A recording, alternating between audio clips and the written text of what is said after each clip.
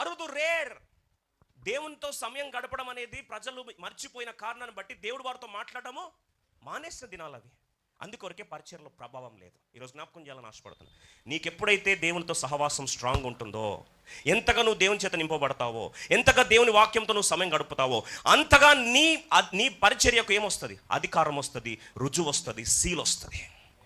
Don't compromise in this area. దేవునితో సమయం గడిపే విషయంలో దయచేసి రాజీ పడతాం.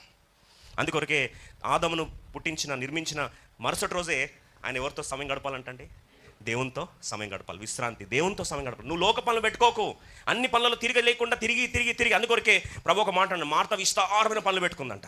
ఆమె చేసిన తప్ప కరెక్టే కదా. మరి పరిచయం జరగాలంటే ఎవరు భోజనం వండాలి, ఎవరు చూసుకోవాలి, ఎవరు ఆ పనులని సిద్ధపరిచి పెట్టాలి? అయితే ప్రభు అన్నాడు, నీకు అవసరమైనది ఒక్కటే. అదేంటంటే మరి ఆ ఉత్తమమైన దాన్ని ఏర్పరచుకో. యేసు ప్రభు పాదాలు తెంచెంత కూర్చొని ఆయనతో సహవాసం గడిపి ఆయన చెప్పింది ఎప్పుడైతే నింపబడతావో అది ఒక్కటే మనకు అవసరమే. That is the priority. ఎప్పుడైతే ఇది మనం తెలుసుకుంటామో పరిచర్లో ఆటోమేటిక్గా డిఫరెన్స్ కనిపిస్తుంది. దేవుని చేత నింపబడిన వ్యక్తి దేవుని వాక్కు చెప్పినప్పుడు బైబిల్ సెలవిస్తుంది తెలుసా అండి, దేవుని వాక్కు, దేవుని దర్శనం నెరవేర్చుకోవడానికి కొరకు ఆయన ఎంతటి రోషం గల దేవుడు అంటే, ఇర్మియా గ్రంథం 1:12 ఏమని రాస్తుంది తెలుసా? I will watch that I will perform my word. నా వాక్యం నెరవేర్చడానికి నేను ఎదురు చూస్తున్నాను అని ప్రభు జ్ఞాపకం చేస్తాను.